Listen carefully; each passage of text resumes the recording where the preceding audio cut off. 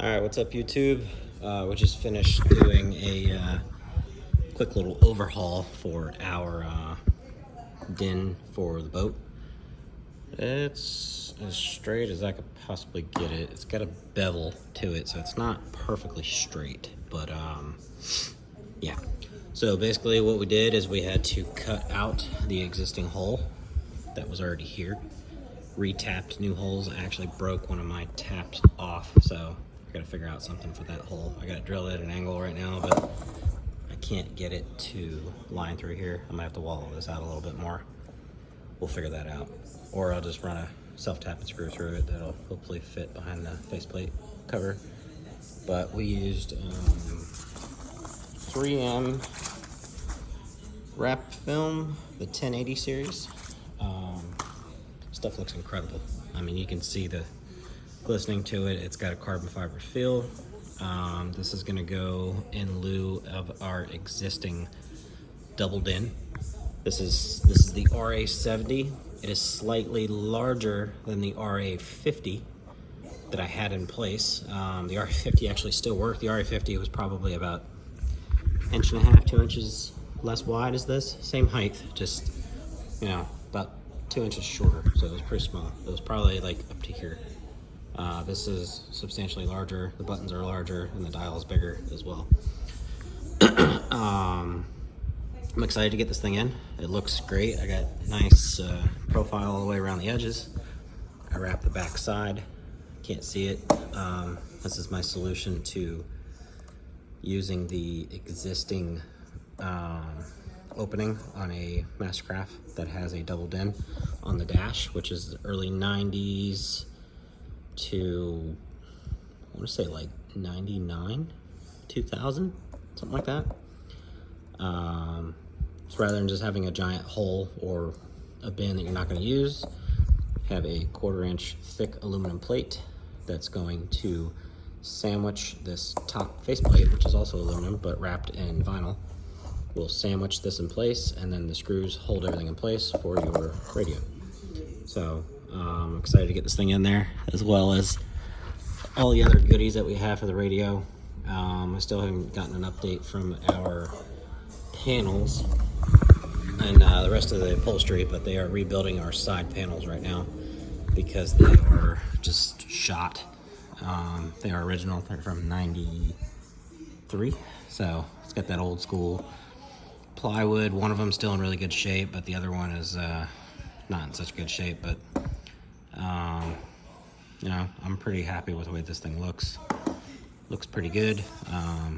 It's definitely durable. This isn't like cheap vinyl wrap. I mean, I have the bow tie on my truck wrapped in this, and it's been on there for almost 4 years.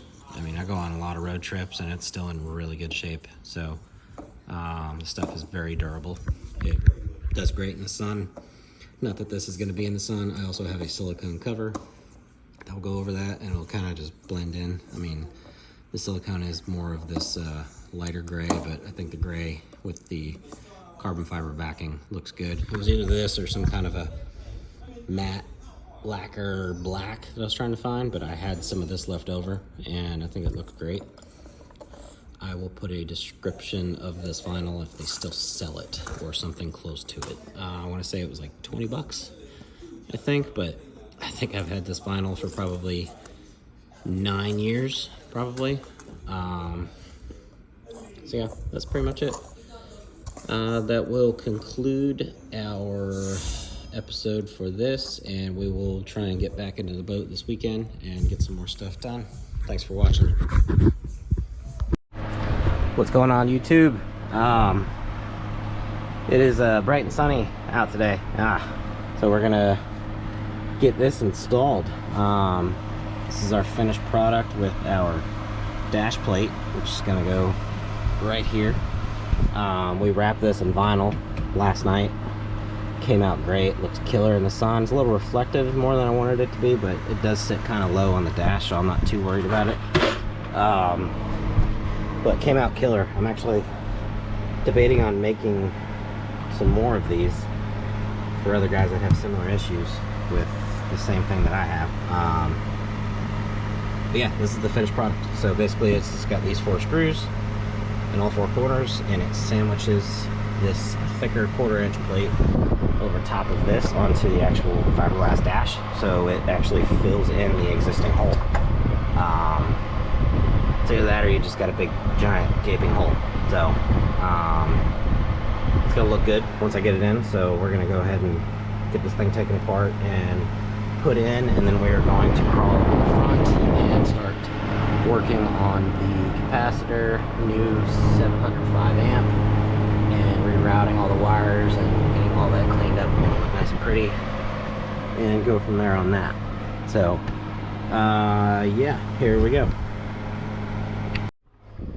Alright, so like so, this thicker 1/4-inch plate is going to go behind and sandwich to the fiberglass dash that overlays on top of this, because these holes are just shot. I mean, it's the best solution that I could find.